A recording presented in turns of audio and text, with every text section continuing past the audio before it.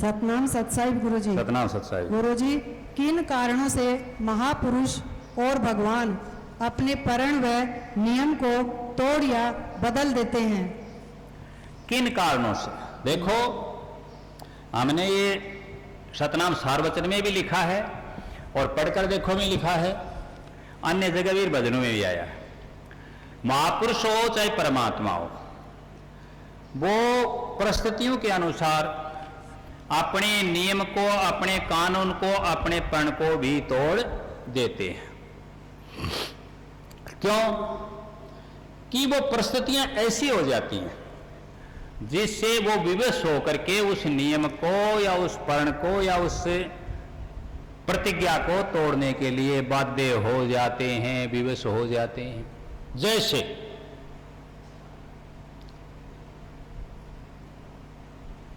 दुर्योधन और अर्जुन दोनों भगवान कृष्ण के पास युद्ध में सहायता के लिए गए। अर्जुन ने भगवान श्री कृष्ण को मांग लिया, दुर्योधन ने यादव सेना को मांग लिया। ठीक है जी, मिल गया दोनों को, उन्होंने तथास्तु कह दिया। ठीक है जी, ये प्रण कर लिया किसने? भगवान श्री कृष्ण ने। हे दुर्योधन, मैं युद्ध में शस्त्र नहीं उठाऊंगा, नियथा रहूंगा, सिर्फ मैंने स्वीकार किया है अर्जुन का रथवान बनना, इसका रथ हाँकूंगा, ये कहेगा वहां ले चलो, वहां ले चलो, बस इतनी बात थी। अब जब युद्ध शुरू हुआ, युद्ध हो रहा था, किसके नेतृत्व में? कौरवों की ओर से, भीष्म पितामह की ओर से युद्ध लड़ा जा रहा था। अब भीष्म पितामह को इस प्रतिज्ञा का पता लग गया कि वसुदेव ने क्या कर रखी है, प्रतिज्ञा कि मैं शस्त्र नहीं उठाऊंगा। तो उसने मन ही मन में ये प्रतिज्ञा कर ली कि मैं शस्त्र उठवाऊंगा। अब एक की प्रतिज्ञा है कि मैं शस्त्र नहीं उठाऊंगा, और वो भी प्रतिज्ञा किसकी है? त्रिलोकी के नाथ की है, भगवान की है। और एक तरफ भीष्म पितामह, उसने मन ही मन में यह प्रतिज्ञा कर ली कि मैं शस्त्र उठवाऊंगा। इसका अर्थ क्या हुआ? भगवान को हराऊंगा, भगवान का प्रण तोड़वाऊंगा। ठीक जी। अब जब युद्ध हो रहा था तो भीष्म पितामह ने अपनी चाल चली शस्त्र उठवाने के लिए, विवश करने की। तो भगवान श्री कृष्ण को ऐसा विवश कर दिया, तीर मार मार करके, समझ गए बात? रथ पर तीर मार रहा है, रथवान पर तीर मार रहा है, ऐसा विवश कर दिया। समझ गए हो कि अपना क्या तोड़वाना चाहता है? प्रण तोड़वाना चाहता है। तो ये बात सोच करके और वो रथ से कूद पड़े और कहा कि हे भीष्म पितामह, तुम क्या समझते हो, क्या सोचते हो? परिस्थितियां थी, उन्होंने बाध्य कर दिया।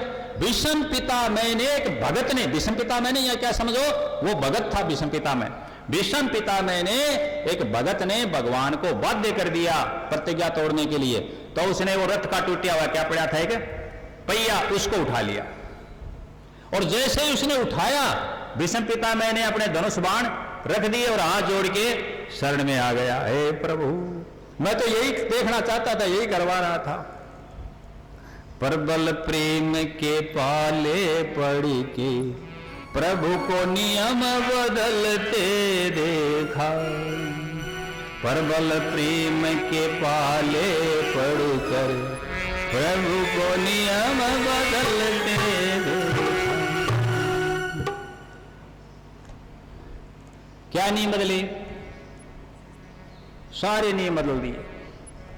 तो इस प्रकार ये मैं समझा रहा हूं कि भगवान तो अपनी तो औकात ही क्या, अपने कहते मेरा तो प्रण है, मेरी तो प्रतिज्ञा है। क्या प्रतिज्ञा है? जब परिस्थितियां होंगी और आवश्यकता होगी तो प्रण टूट जाते हैं, नियम टूट जाते हैं, नियम बदल जाते हैं। सागर भी अपना नियम बदल देता है, समझ गए?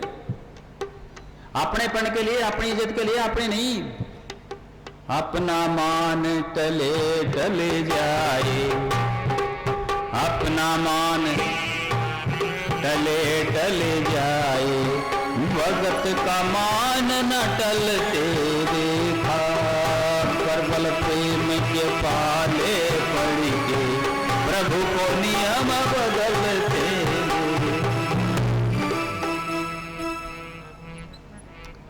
बिंदु शर्मा का भजन है। और लास्ट में क्या कहा कि सागर सप्त उबलते देखा, जाकी भ्रकुटी मात्र से सागर सप्त उबलते देखा। मात यशोदा के भय से, जिसकी भ्रकुटी के भय से सागर सप्त उबलते देखा। सात समुद्र एक बार यदि क्रोध हो जाए, एक बार यदि टेढ़ी भ्रकुटी को कर दे, नजर को यूं कर दे, तो समुद्रों में आग लग जाए, उफान आ जाए।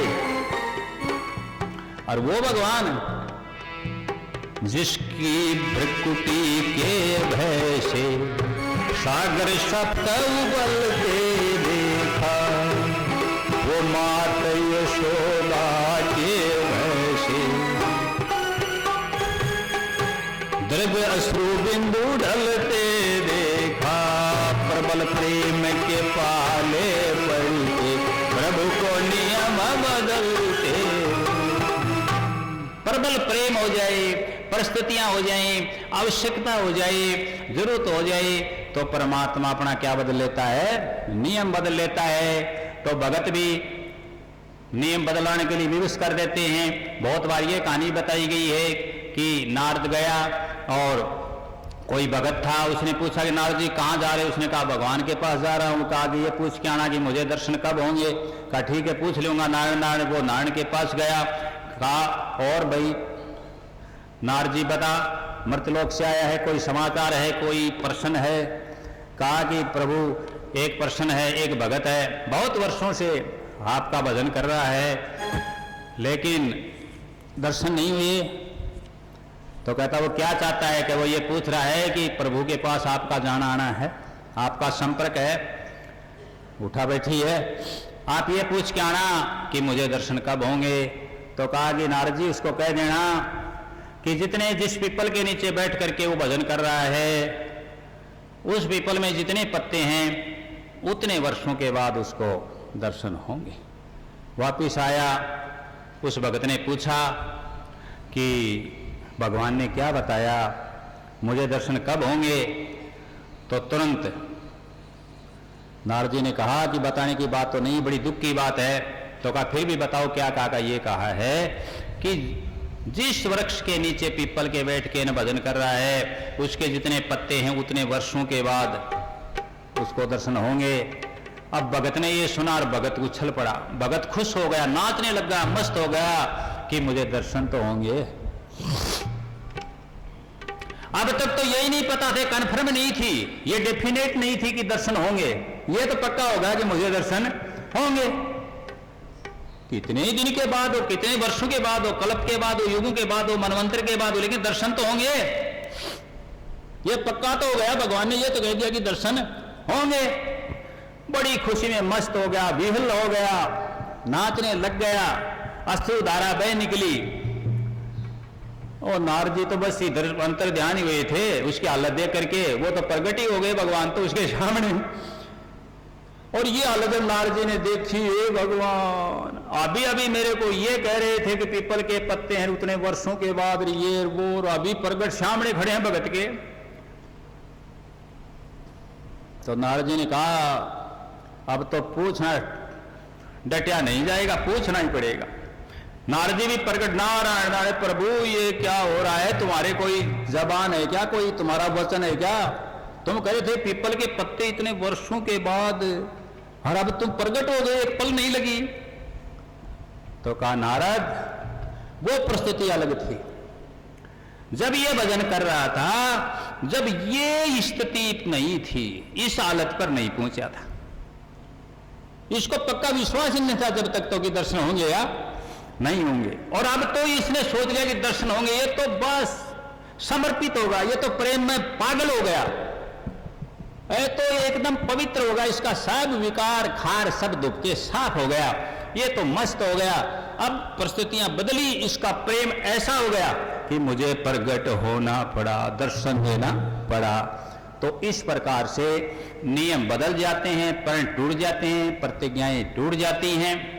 और ये भी आया है कि भजन में तुलसीदास जी ने कहा कि पछतायो जी मैं तो प्रण करके पछतायो, वीर मुसाफिर सब ही बैठे शोरो नजर ना आयो, मैं तो प्रण करके पछतायो। तो प्रण करके लोग पछताते भी, इसलिए प्रण करना भी नहीं चाहिए, करना भी हो तो सोच विचार के ही करना चाहिए। और जरूरत के मुताबिक सबका भला होता हो, फायदा होता हो तो प्रण को तुरंत तोड़ देना चाहिए। सतनाम सत।